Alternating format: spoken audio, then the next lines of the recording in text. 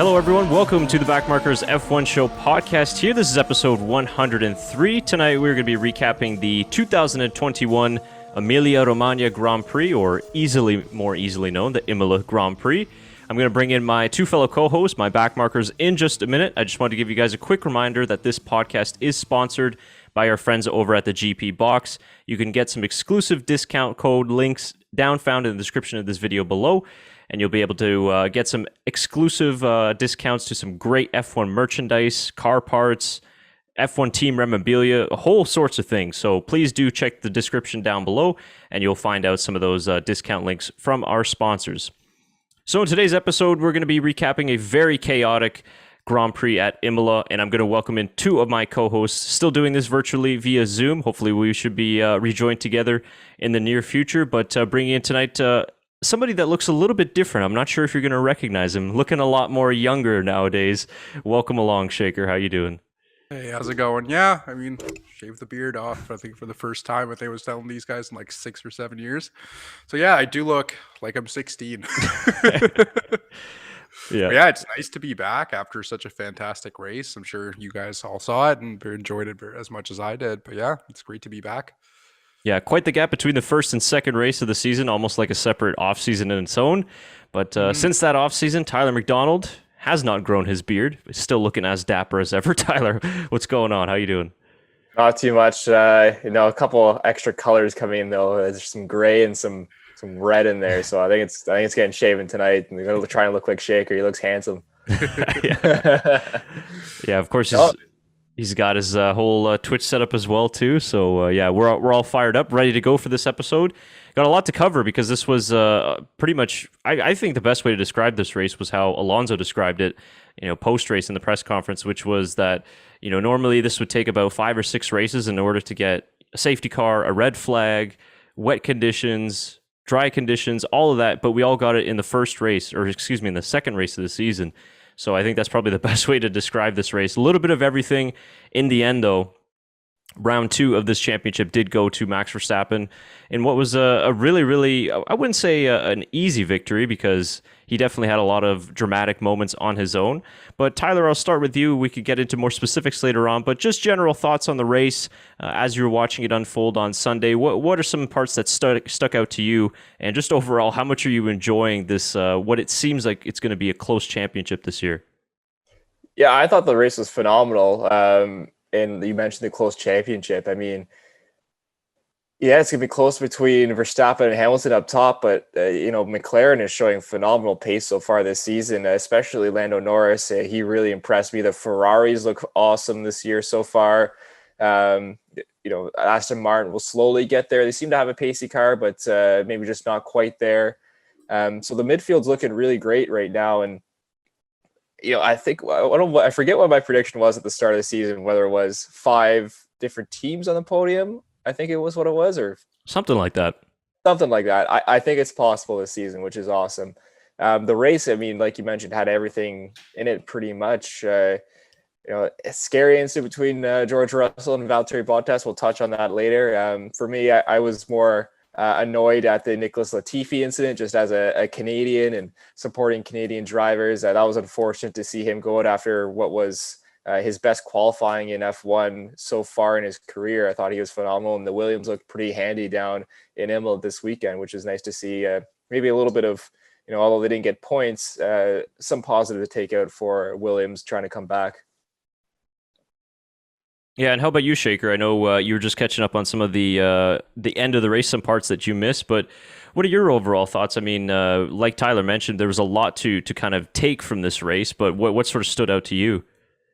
I mean, as soon as I saw like the formation lap, because that's around the time that I tuned into the race, and I saw it was a wet track, I got really excited, like right away. I'm like, oh my God, this is going to be great. And then watching it was just a great race, and exactly, what we expect from a wet race, absolute chaos throughout the race.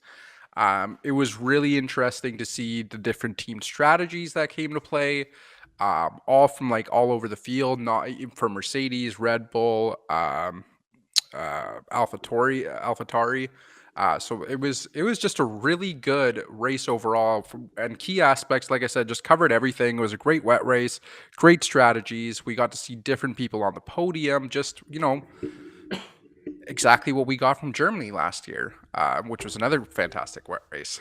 I was about to say that, Shaker, how it reminded me a little bit at the start of Germany, because he had cars flying off during before the formation lap, just going to the grid. Correct me if I'm wrong. Sebastian went off, or he had brake issues? He had brake issues, which was weird because I believe Lance Stroll also had the same brake issue as well. So they thought it was just something to do with the rain, I believe, just because they weren't expecting rain to come so quickly. There was a driver that went off, though, wasn't there? Charles Leclerc. Charles Leclerc, yeah. Right. And I think, no, that was Latifi that went off afterwards, right? That was the first lap, Latifi went off afterwards, and then Vettel started in the pits. I think that was the main one. And then Charles Leclerc did go off. And then it was Michael Schumacher, I think, at the restart that went off. So I was trying to remember if that was at the. Yes. You made the Crofty mistake and called him Michael Schumacher. I made the Crofty mistake. Yeah. But Mick Schumacher, sorry. But yes, I think I was trying to remember if that was at the beginning. But that was at the restart, correct? That was during the safety car for Latifi, I believe. Okay. Yeah. If I remember right. No, but I believe you're correct. It was Charles Leclerc and then Sebastian Vettel were the two incidents right off the bat. And Lance Stroll's whole car being on fire, according to him. I hope Brad was listening. Yeah. If no one saw it during the radio messages for the best radio messages, I thought it was very funny. But when they were talking about the fire for Aston Martin, Lance was the whole thing's on fire, Brad, and Brad then says, "Just drive fast, go fast." Oh yeah, it was really good. And then the restart was just something else, like starting in second gear to take the lead right off the first turn for Max Verstappen, and just really interesting start to the race in general. Yeah, did you guys think? How did you guys think of that move? I thought it was an awesome move by Max. I know Hamilton was complaining a little bit that he got pushed off right wide, as he said. But I thought it was a clean racing move, especially on first lap, corner one, going for the lead of the race. Thought it was a nice aggressive move by Max. I thought he needed to do that after starting behind Hamilton in P3 and getting such a good launch that he did with starting in second gear, which was an awesome decision by him. Mm-hmm. I thought it was fully fair of a move myself. Sorry, I saw Chris's thing fall on the background. Is there a crash? Did it crash in Chris's background? Did something fall?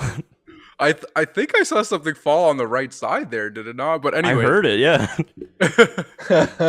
I was gonna say, I think it was the perfect move by Max because he needed to get himself clear and be able to see exactly where he was going, and obviously Hamilton having the disadvantage being in first place because he's getting all the water going right into his face.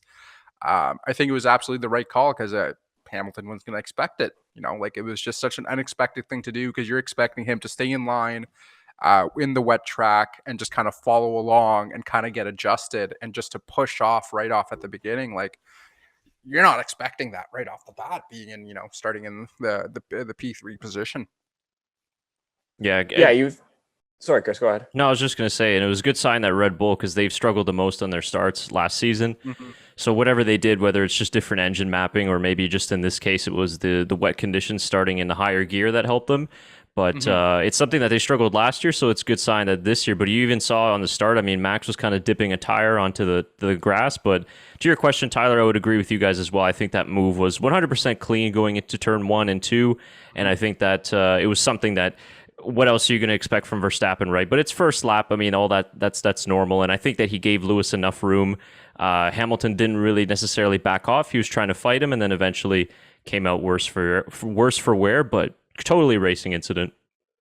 Mm-hmm. I just, going back, thinking of last race with the whole drama on the last couple laps, I thought it was very interesting that we had one right off on lap 1 of this race as well. I thought it was an awesome race for from both the Red Bull drivers. So, Sergio looked really good in qualifying. I think we need to give him some kudos starting P2. He made a mistake during the race, but his recovery drive I thought was very well done, showing a lot of pace in that Red Bull, which is very good for Red Bull to have two dogs in the fight this year rather than the one. I think they can really use that to their advantage. For sure. And just on Sergio Perez, I think, yes, he didn't really show race pace, but I think seeing from, what we've seen from Pierre Gasly and Alex Albon, I think that's something every Red Bull has kind of a Red Bull driver that comes in has kind of struggled with, because they can get even Pierre Gasly on some weeks when he was in that Red Bull seat, he had qualifying pace, he had race pace, but I think just the combination of both to carry it through all weekend, I think is the difficult thing being in that Red Bull. And I know we've talked about it before, just the racecraft of Max to make that Red Bull, go all weekend. But I think it's just there's a lot of things to come from Sergio Perez being in that seat, and we all know that he can carry all weekend.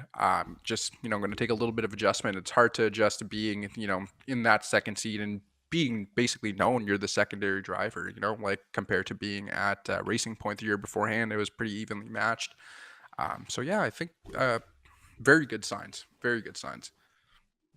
Well, and once again, I saw some people were giving him some shit online and asking about how quick. I mean, I don't know why those people automatically go to asking questions like, well, are they gonna? What other driver could they possibly bring up in replace of Perez? I don't get it. I mean, he was less than a tenth off a pole in his second race with the team. He's the first driver since Daniel Ricciardo to out-qualify Max Verstappen, not being any mechanical issues or anything like that, just on pure pace. And I think his race was actually going well until he spun, even though he had the 10-second penalty because he was passing two cars during the safety car period. Even after that, he came back and was running fourth and fifth, probably would have finished on the podium, but he just made a mistake. Everybody made a mistake. It'd be easier to count the drivers who didn't make a mistake than it would be to count the ones that did. So I think that sign already is very, very positive. And within another, I'd say probably by the time we get to Monaco or Baku, for example, he'll probably be on top of the RB16B completely. And then I think it's going to be almost two Red Bulls versus one Mercedes if the first two races are any indication, which we can get to. But yeah, I don't understand why. Like last year, we spent so much time and fans online talking about how Red Bull are brutal with their drivers. But now the fans are calling for him to be axed after two races when I think his first two races were actually pretty solid considering everything that's going on. Yeah, I thought that he's one of the better drivers out there so far this season. He's made a couple of mistakes, but I was watching the post-race interviews with Daniel Ricciardo on Sky, and he was talking about how he was in talks with science on getting to terms with their new car, and that was the first laps they've ever run in wet conditions in a brand new car, in that they were learning how to drive the car out there racing. And you saw that in Ricciardo's pace and Sainz's pace early on in the race, and I think you saw that with Perez as well. It's his first laps in a wet race in Red Bull, which he's never driven. He has one race under his belt. He's never driven the wet before. Yeah. So I think that's... Might I add signs to that as well, actually, because we've seen what he can do in a wet race in a McLaren from last year. That's another driver that is a great wet race driver who just, at the beginning, I think he did struggle and he managed to do really well and get his racecraft together by the end of the race. But we kind of saw that, it's hard to adjust to that new car. Being an experienced driver in F1, it's a wet race is completely different in every single car you go to and every single turn you go to. It's a completely different condition, Yeah, absolutely. And like Sainz's engineer was saying how, when Sainz went off, I think for the second time, he got frustrated on the radio and Sainz's engineer was like, man, you're going too fast. Like, just calm down, take it easy. Because I think after that time, he even said, like, how many mistakes am I going to make today? And it happens. It's a wet race. You wanna prove yourself in a new team. You're gonna push and try to prove yourself because, like I said, we've seen signs, we've seen Red Bull, both in Red Bull and McLaren, prove that they're really good wet drivers, and the same with Pierre Gasly as well. Another name that I might throw in there, who, I mean, I think it was more to do with what the strategy was for Pierre Gasly at the beginning. They wanted to kind of test it out because obviously nobody's tested out those full wet weather tires, but he struggled a little bit at the beginning, and then as the race got going, he got just adjusting more and more. So yeah, it's going to take a little bit. Yeah, these drivers have to get used to their new teams. And in the case of Sergio Perez, he spent 7 years with Force India / Racing Point. That's a very big change to go from that team to Red Bull. Completely different engine. Red Bull always has a fairly extreme design concept with their car. So again, I just think that being less than a tenth off of pole in your second race, beating Verstappen, who went on to win the race and then went on to, is going to challenge for the championship, hopefully. I think that's pretty impressive. And like you mentioned, Tyler, as well, I think he's one of the best drivers on the grid. So I don't understand why there's so much criticism lobbied toward his way. I think with all these drivers at the new teams like Vettel and Ricciardo, like you mentioned, Shaker, Carlos Sainz, time is going to be needed for these drivers to extract the most of the cars. If by, like I mentioned, race 5, 6, they're still struggling a lot, okay, maybe then we can have a discussion on they're not adjusting well, or maybe this wasn't the right choice for the team in terms of drivers. But I think right now it's just a little bit too early. So keep your head up, Sergio Perez. Don't stay off of social media. But I think big things to come, I think, for Red Bull and Sergio Perez. Now I want to transition then, because we kind of almost segued into it before we touched on that last point, and that's what I mentioned earlier, which is that we could end up seeing a flipping of the script in 2021, seeing 2 Red Bulls versus 1 Mercedes. And I mentioned that because Valtteri Bottas has had a rough start to the season. In Bahrain, it wasn't his fault. The team botched his pit stop, and it led to him obviously not being able to eventually fight for the race win. And then in this race, just I don't know what happened to him this weekend. He qualified 8th, just wasn't able to get any temperature into the tires, wasn't able to find any sort of groove or rhythm, almost got passed by a Williams before it eventually crashed into him. So first, let's touch on the incident between George Russell and Valtteri Bottas, and then we'll get to Bottas. What did you guys think of the incident? If you had to lay blame, who would you put it on? And anything else that you thought about the crash? Who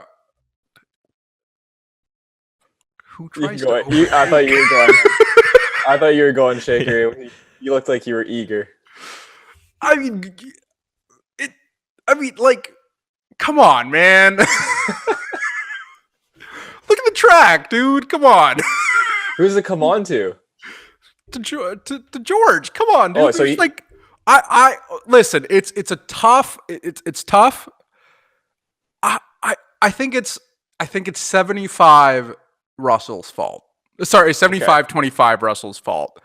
I think, he was very eager to do that overtake. I think if he waited literally 3 seconds more, I think he would have had the perfect opportunity to take on the turn and not before it. Valtteri tried to make room for the overtake as well and have him on the turn as well. And I think he just got a little bit too eager. Took it just a little bit too wide onto the grass, and that just made the car spin out when he tried to go back. I think that's why I say 75-25. He was just literally, I think, maybe less than 3 seconds he would have been able to make that turn perfectly and get the overtake through, because we all know Valtteri was struggling with this pace. It wasn't even the end of the race. Yeah, I got it 60-40 George as my breakdown. But I mean, we could break it down all we want in slow motion and stuff like that, but we also have to remember these cars are closing, or there's a 30-kilometer-an-hour difference between those 2 cars going to that section, since it was a DRS zone. And I think it was a DRS zone. That's right. Anyway, it is. It was. Okay. I didn't want to sound stupid. And like the Williams was really catching he had the Williams on pace. It was going well. But the problem is that there's only one dry line in that combination of corners. And that's what Bottas was following. You could see, if you watch the video, you can watch his wheels. They're coming over, but they're also very consistent to where the dry line is. And Russell saying how it spooked him. And you know what? It would scare the living shit out of me if I saw a car coming like that and I'm closing, trying to fill that gap.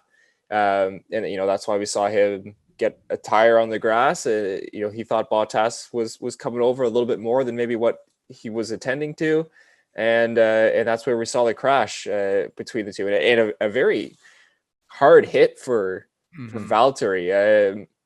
George kind of had a combination of hits, 2 or 3 that slowed the car down, but Valtteri had a one big massive hit. So I'm glad he's all right, but.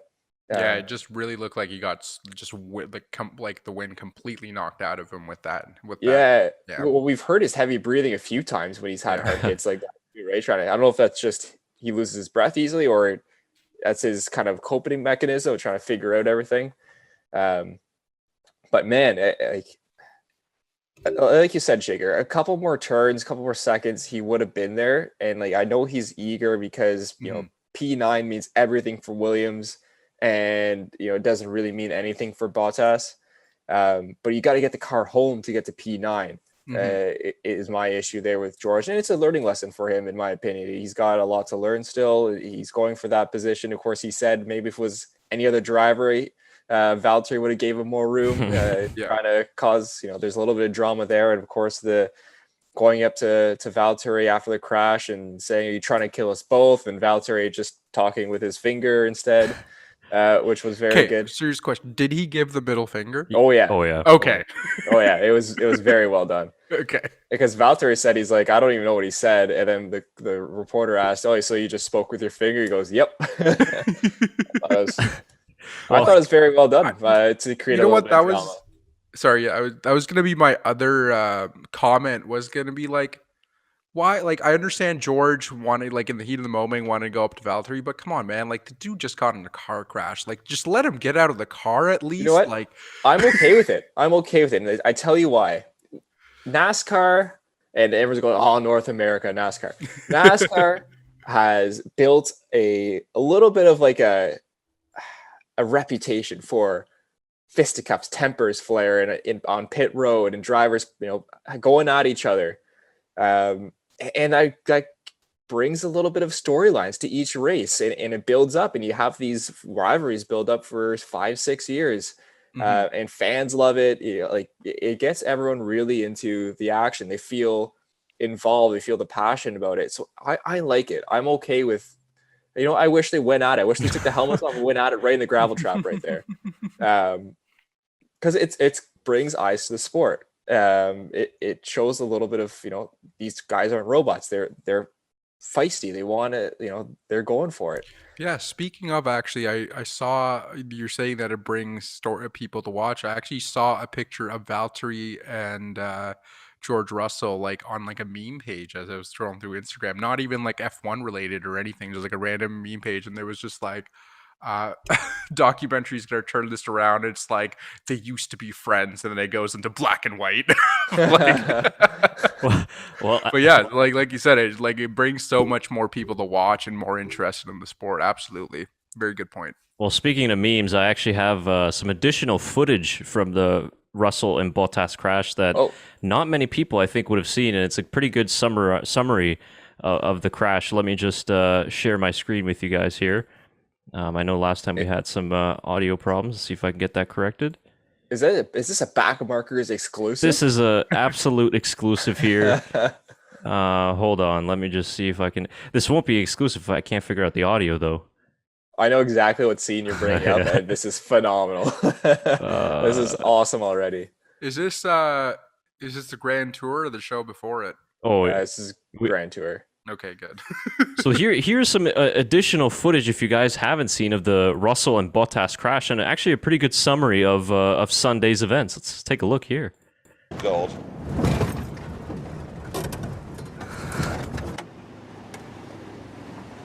Sorry, I was perfectly straight with you about this. You're now going to get macheted to death. I was watching the taxi. Care. I did warn you. Did I or did I not warn you? James is killing Jeremy. Then things are going well. I was watching the taxi. You weren't. I was watching the taxi.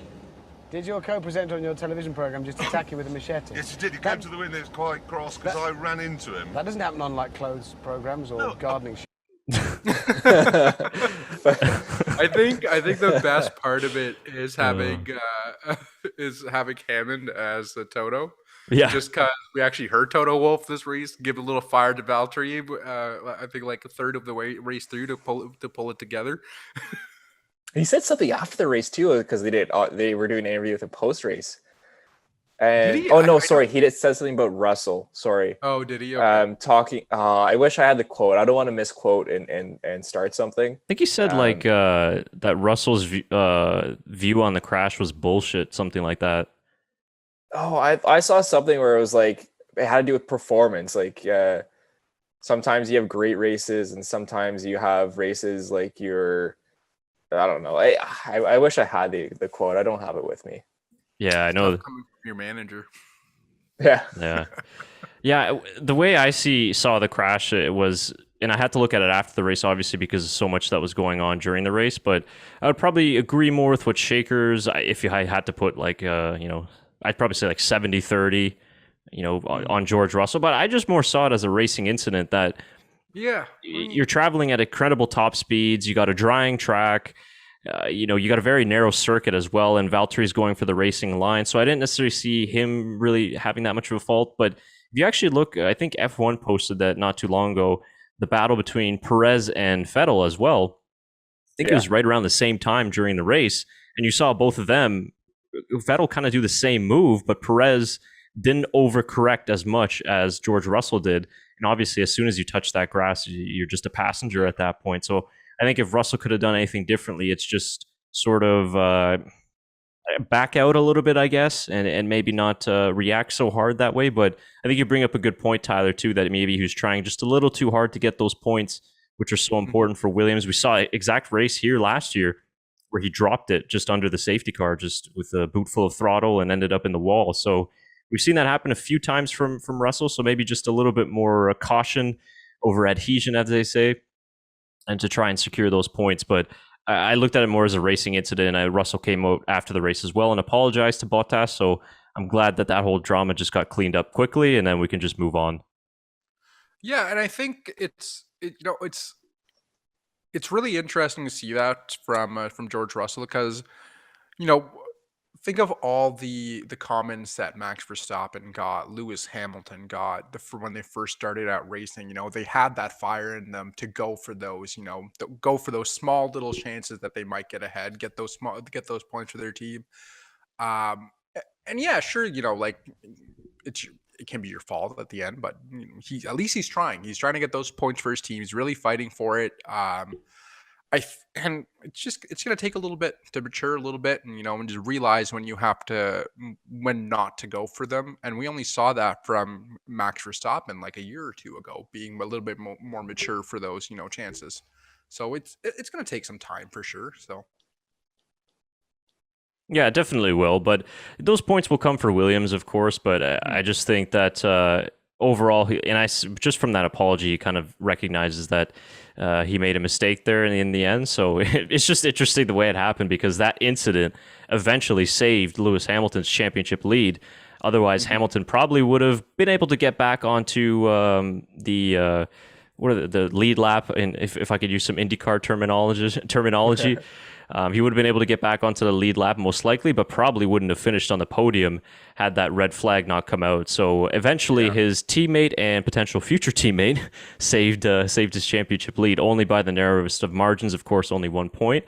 But it's just funny how perfect for social media, right? The two potential suitors for that Mercedes seat, Bottas and Russell, come together, which is pretty funny. Mercedes playing chess while everyone else is playing checkers. He's got to spend $15 million in cars. Yeah. Also want to add, again, a touch of class for Lewis Hamilton, both for Lando Norris and George Russell this weekend. After feeling really bad for the mistakes, kind of going over and talking to them, telling them it's okay from, Lando Norris in qualifying, and then obviously George Russell's mistake in the race as well. So I really like that because I'm warming up to Lewis. I like Lewis now. We got to respect him for what he's done. and has been an awesome ambassador to the sport. But this last year and a half, Yeah. I've really noticed like I don't know if maybe it's just me, but I've really noticed a little think- switch, like a mentor to these Yeah. young kids. Absolutely. It's really interesting to see. I really like it, but it makes me feel old because he's now that. But Well, that's just it. I think Lewis Hamilton, I think a year and a half ago, when we had that huge shakeup of, that huge driver shakeup of all these young drivers coming into the sport, you're right. It seems like almost he had like, he changed the dial a little bit. He's like, I'm still going to be competitive, but I still have to be, this role model for all these like young drivers, and especially, being Lando Norris and George Russell being British as well. He's got to be this mentor coming out, and I think he's talked about it before to have more black drivers on the grid as well, and I think he's really taking that role. I think it has to come with the fact that he knows he's going to get that 8th driver championship, or now he's got somebody fighting for it too, and he's coming to the end of his career of a racing driver. He's got to leave the sport with a name, not just like an 8-time world champion. Like he's going to have his name for that forever, but to be that mentor for all these young drivers coming through now is going to be huge. Yeah, and if you guys wanted to check it out, there's a bunch of social media posts. I think he commented too on Lando's Twitter or Instagram or whatever it was, and somebody else's as well. I think George Russell's maybe. After the race as well too. So yeah, very good to see that the two sort of young and the old generation are battling on the track as well, with Lando Norris versus Lewis Hamilton, who give a special shout out as well to Lando Norris, who was a few centimeters away from starting on the front row of the grid.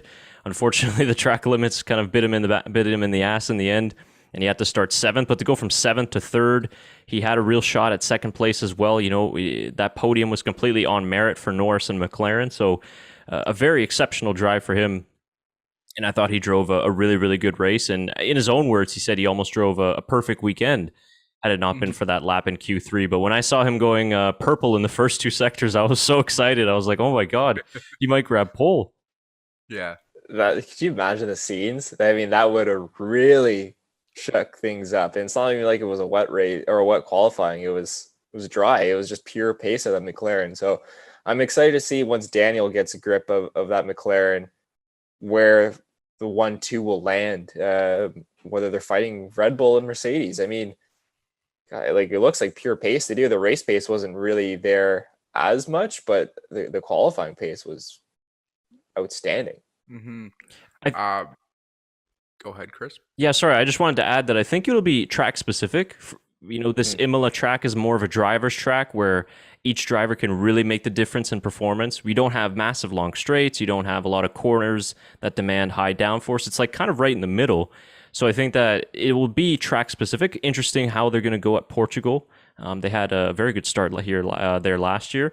I think it'll be kind of track specific. They're not there yet in that pace, in that terms, but I think that there will be races where they can get that podium that will be more on merit than it will be luck, for example. Mm-hmm. What was I gonna say? That Lando and Daniel Ricciardo thing that you mentioned, Tyler. I'm really, really excited to see Lando Norris this year, because we've already seen in the last 2 races that he's the fire in him, the little that fight to be that number 1 driver and kind of establish himself. He's like, listen, I've been here for 2 years now, and you're the new guy coming in. No matter what experience you have, I've been driving this car for 2 years, and like he's demanding respect on that grid. He's like, I can show pace, I just don't know yet because I don't have clean air. It's a little shot at he's like, get me ahead of Daniel. I can be faster than Daniel. I can be faster than my teammate. So I'm really happy to see that from Lando Norris this year. I think that's one of the things we mentioned that he was missing in the last 2 years. Absolutely, yeah. But Daniel even said post-race he agreed with the move that McLaren made. He goes, yeah, no, Lando was faster. He goes, yep.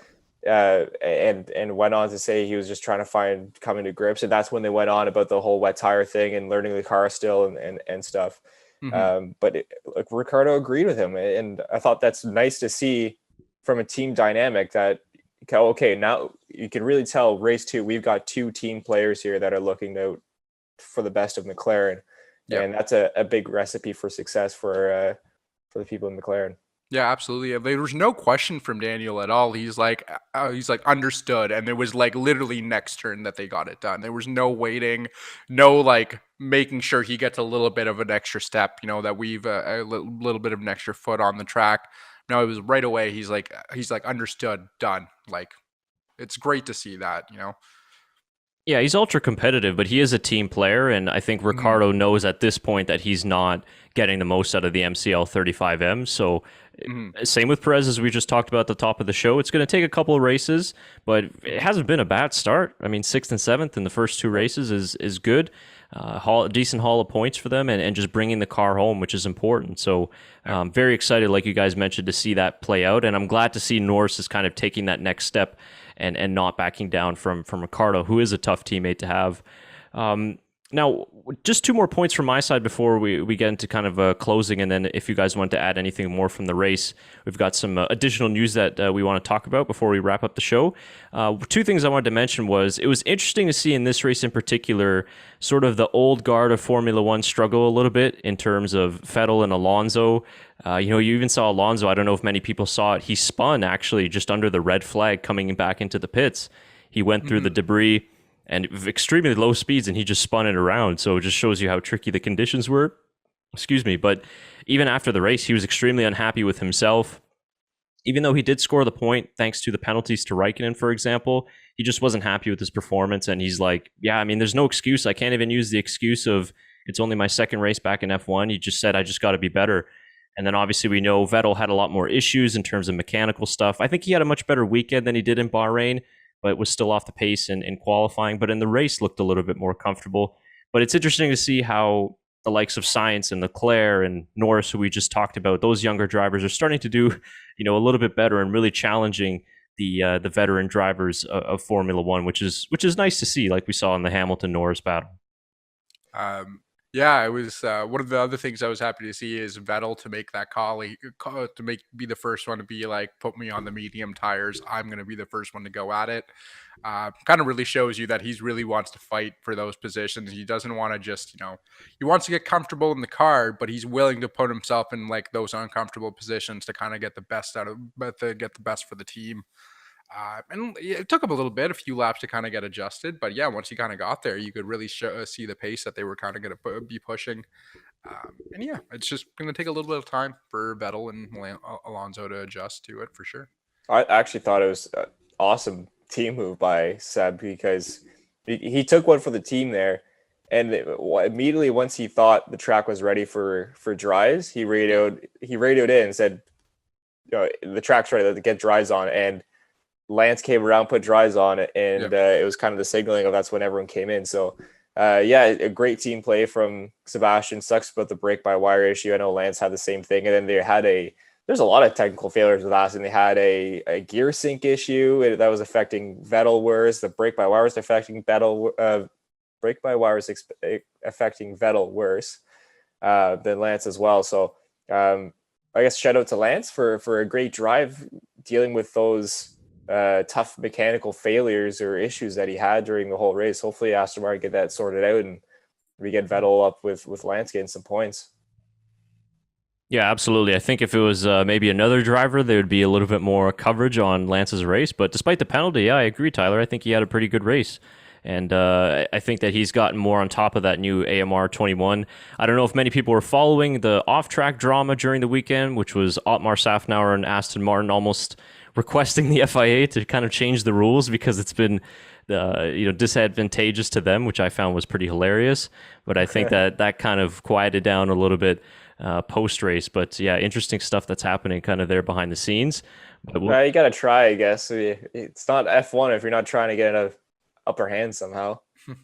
Yeah, exactly. Yeah. But funny just which team it's coming from, right? Because obviously last year, Szafnauer and Aston Martin really took the position of like, well, you guys just should have done what we did and that type of thing. So we'll see what their pace brings us. But the final thing for me on the Emilia Romagna Grand Prix, and just a shout out I wanted to give actually was to the Haas race engineers.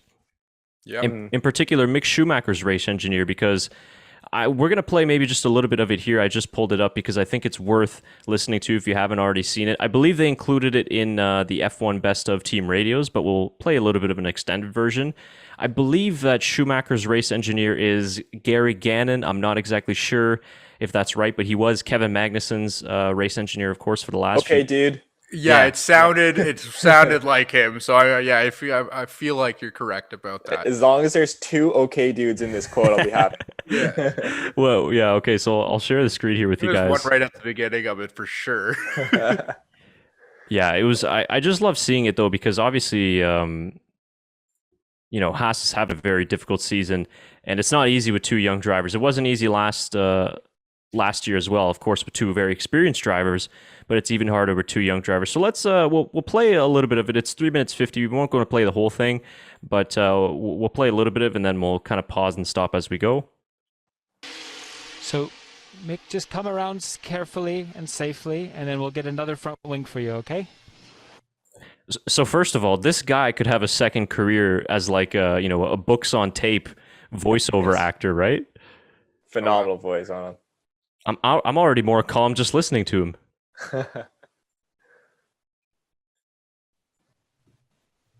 So take your time, Mick. There's no rush. It's all right. There's no rush to get around. Just get the car around safely, and we'll get you a new front wing, and we'll get you fresh tires, okay? Just drive slow. The message from race control is to drive slowly, Mick. So this is what I loved. It's just, it's almost like a parent in a way that he's talking to him, and just kept him very calm. And you'll see in the later parts too, he's just saying like, don't worry, like we're in a good position here. We can regain what we've lost. He's coaching him well on don't come into the pit lane, it's close. So I just think that this is an excellent exchange between driver and race engineer. So keep going slow, Mick. Keep going slow. If Vettel goes around, so be it. The pit entry is closed right now anyway, so you can't box right now. So until they open the pit entry, we can't do anything, okay? So there's no rush to come back around. I actually don't think there's an okay dude in this. Just take your time coming around. You don't want to have any issue. And then once the pit entry gets open, we'll come in, we'll change the front wing, and we'll put another set of Extreme on. Is it soon to be open? Not yet. I don't know yet how soon it will open, so just keep going slow. We can't come in until it's open, so I'll just find out how quickly they think it's going to open, so don't rush back. We're going to give you new tires, and you'll get a new front wing. You'll still be able to catch up to the group, so just go slow. Pit entry is still closed at the moment. We're talking to the race control, but pit entry is still closed, so you will stay out. Again, everyone is still under safety cars, so we're not losing any track position or anything. Just drive carefully so we don't have any issue. So I think that was basically the gist of it. It goes on a little bit more to when he's asking about track conditions and everything. But I just thought, what a brilliant exchange. Mm-hmm. Yeah, really calming, especially for a young driver who just made slightly embarrassing mistake. I mean, it is. He's wearing up tires in wet conditions. I mean, it can happen to anyone. I mean, even Magnussen hit Grosjean during that incident, and we saw that happen to Haas earlier. So, but all right, not Magnussen, Ericsson. Right. I ruined the joke. Oh no! I got what you were trying to say. No, it's ruined. It's ruined, Chris, and I'm a failure. I need him to coach me back up. I need to get him. I need Greg on the podcast here. Coach me back up. I got to coast around and get a new ego on myself, I think. Oh my God. Watching that team radio reminded me, Charles Leclerc apparently did not have team radio for a third of that race. Wow. Oh, that's Apparently crazy. he was just apparently, I was reading go through this, apparently for part of the race, he had no contact with his team whatsoever. Like apparently right at the beginning of the race when it was raining. So that was also very well done for him to actually manage to make it all the way through. Yeah, wow. Exceptional. Yeah, another good weekend then for Leclerc and Ferrari. Okay, well, that was really my final thoughts on the Emilia Romagna Grand Prix. Before we get to the final news, before we wrap up, do you guys have anything else that you want to talk about from the race? I didn't say this last year, but maybe we have Imola on the calendar next year.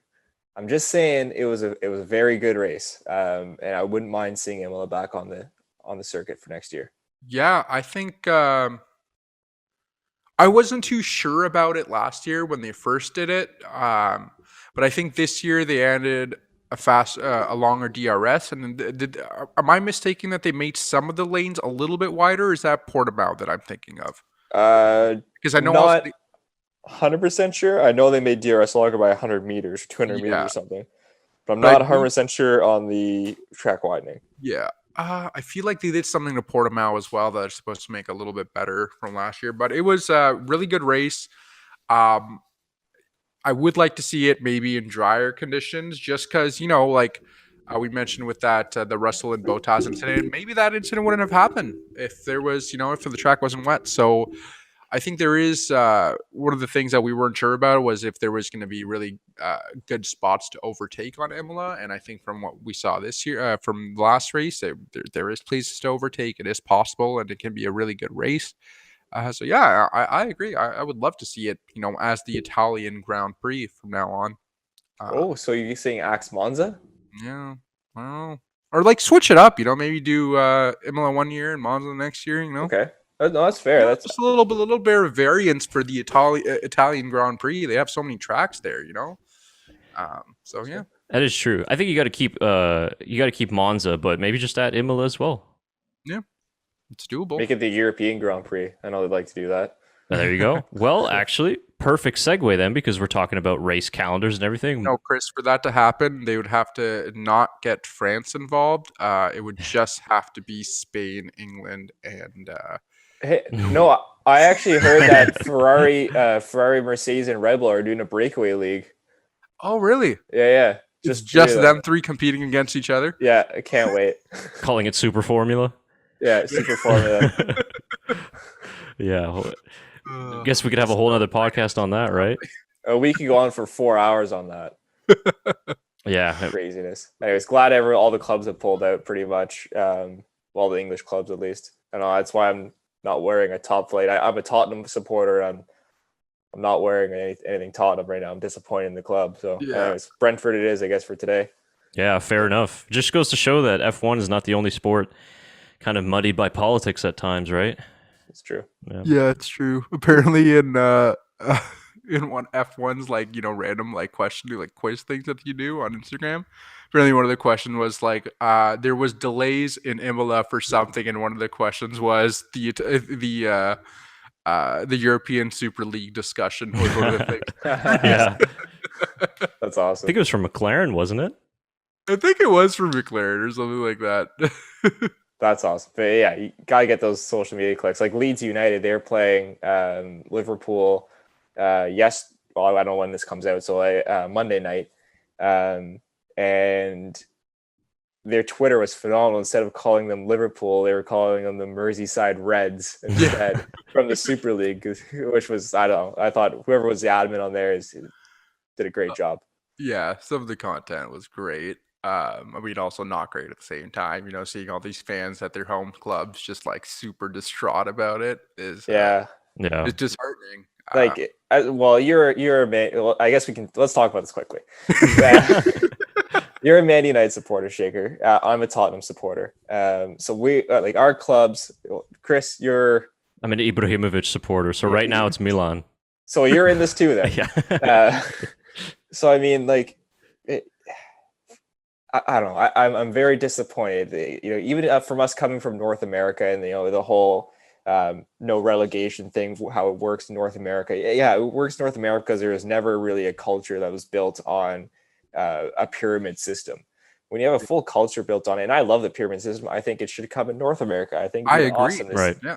The MLS I think it should be involved in more sports, not just soccer. I think it's a great opportunity to give, these small town clubs that, pour their heart and soul from all the locals that the locals that put money into it to come out and have an opportunity to play a huge team like Man United, Real Madrid, and come out and show up. It provides so much local tourism for the travel back and forth, the home and away games. Just to have it all taken away, just so all these rich clubs can have more money in the end, it just doesn't make any sense, man. Soccer Man was created for the everyman. It's literally so you can pick up a ball or a rock off the street and kick it into a net, and the net can be made from anything. That's what soccer is. Yeah, no, you hit the nail on the head, Shaker. I mean, in these clubs, they dream. They can have a dream of going to the Premier League or making it to the Champions League. Like, look at West Ham this year. I mean, after like a ton of abysmal seasons, I mean, they're right now in a Champions League spot. They could look at Leicester. Leicester would never have their shot if it wasn't for the pyramid system. So, I mean, I'm glad to see that but really I can take a positive is the whole soccer world united over this issue.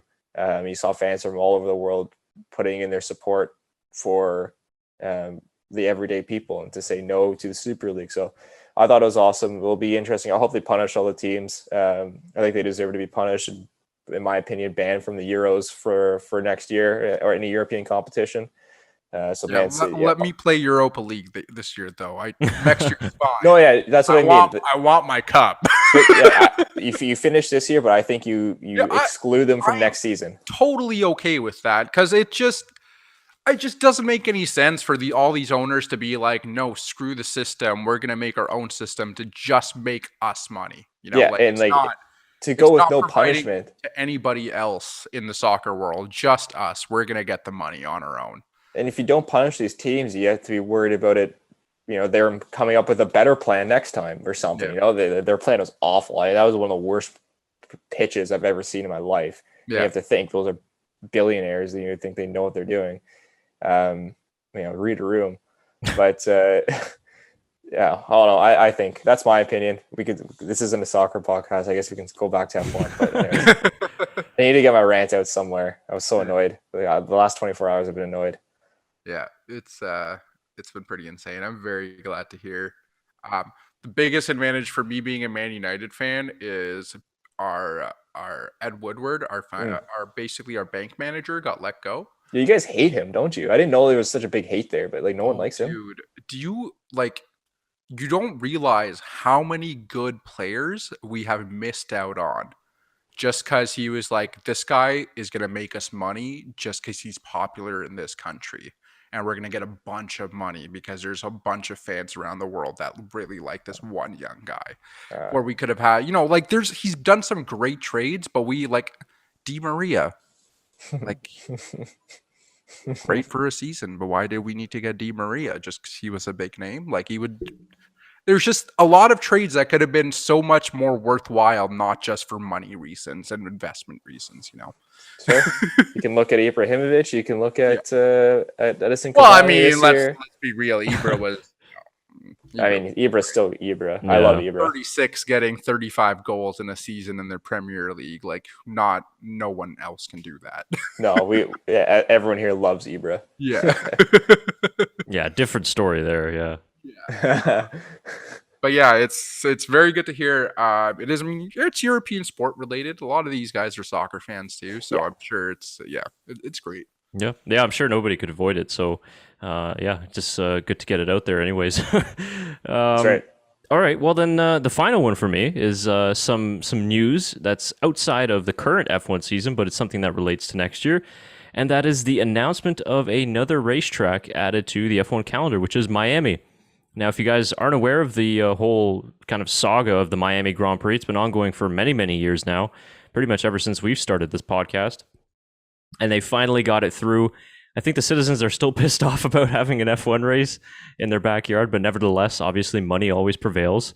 Now, if you guys aren't familiar with Miami, I think that I've got a pretty good video here that just gives a little bit of a nice...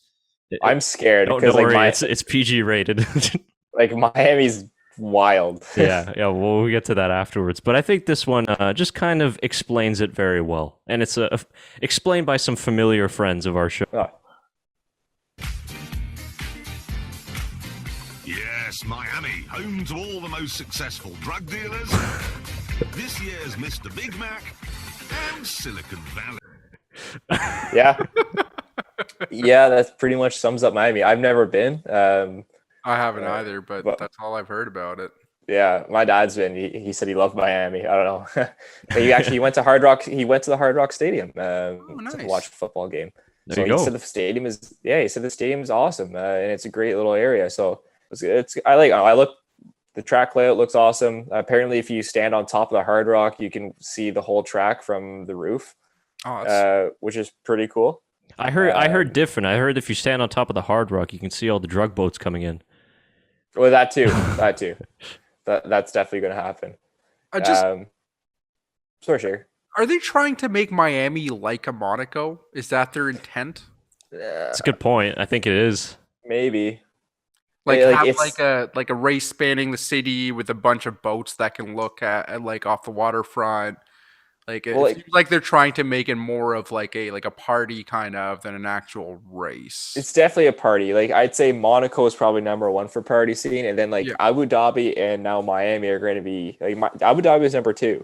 Yeah, but it's going to be a close. It's going to be a close race for number two now. I mean, us being from Canada, it's another opportunity to possibly go see a race. In North America, flights to Miami are very cheap, as you could imagine. So I mean, we're lucky we have Montreal an hour and a half away from where we are. If eventually when we get that race back, but it'll be nice to maybe be able to take off two races. We do a long road trip. We go Austin and then go to Miami. Yeah. I mean, would they do those back to back? Obviously, they have There's to. no point in leaving the country, right? Yeah, you'd have to do. I mean, if I'm a schedule maker, you do Austin, Miami, Mexico, and then you go Brazil. Yeah, that would make sense. I think I heard though that they're looking to do it after or before the Canadian Grand Prix.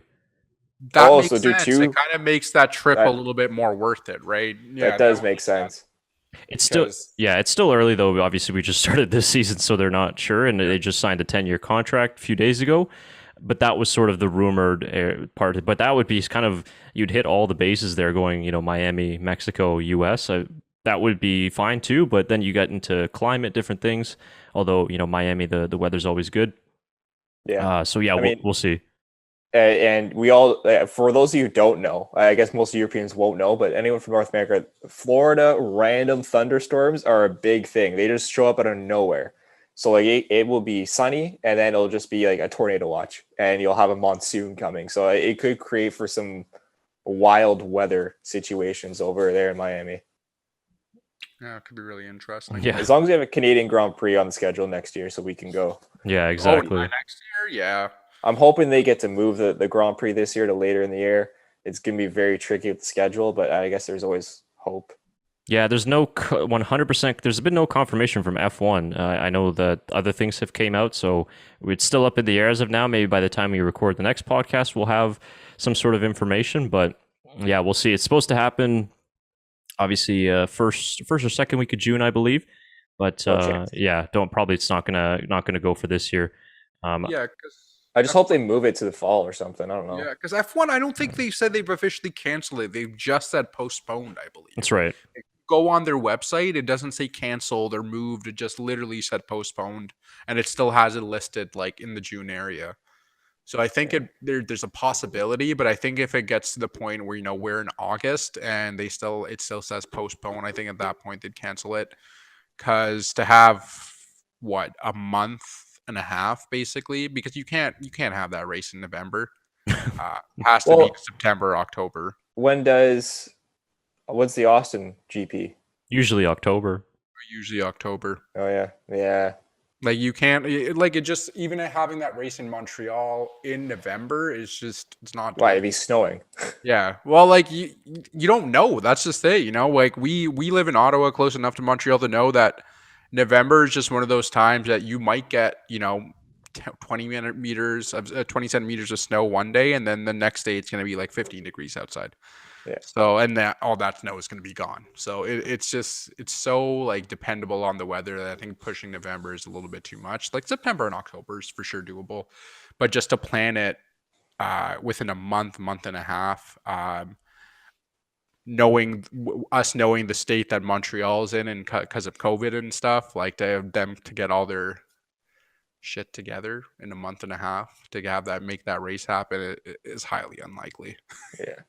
Yeah, and unfortunately, the rest of the calendar is already full as well. So Yeah. it's most likely just going to get scrapped altogether. But if we get some sort of update, you'll hear about it on Twitter, or we can just talk about it next time we get on here the podcast. But if not, then we'll just figure out if there's something special that we can do for that race weekend. Some form of content at least for the Canadian viewers and people who normally go to the race, at least. Okay, well, that was an extremely detailed and very thorough podcast, not just on F1, but a whole bunch of things that are going on in the sporting world. If you guys, do you have any final thoughts on the race or anything like that? Any last words? No, not for me. I'm excited to see what our next race is going to bring. I mean, we have a great fight, 1 point difference between Lewis and Max. And you have some awesome young kids also coming up and performing really well as well. So awesome start to the year. Yeah, well said. And this is where the calendar really picks up. We had obviously the 3-week break, but now we don't have any more of those. So Portimao is going to be coming up pretty much in about a week and a half or so by the time this podcast gets released. So, of course, we'll be bringing you our preview and our guide to that race as well. Another great track returning onto the calendar from 2020. So business is really about to pick up here in the 2021 F1 season, as well as on the Backmarkers F1 Show channel. Thank you very much, everybody, for tuning in today, whether you're watching on YouTube or listening on a podcast app of your choice. We really appreciate all the support. If you haven't already done so, remember to subscribe to our channel. Give this video on YouTube a like, and also give us a nice little rating there on the podcast apps if you are listening through there. If you want to reach out to us, all of our links can be found in the description below, whether it's Twitter, Facebook, anywhere else. We're always open to any feedback or any suggestions, and we look forward to hearing from you. Tyler, Shaker, thanks very much, guys, for joining me today. We appreciate all the input you guys have given. Thank you to all who watched, and I've been Chris Cato. Until next time, it's bye for now. Have a good one, guys.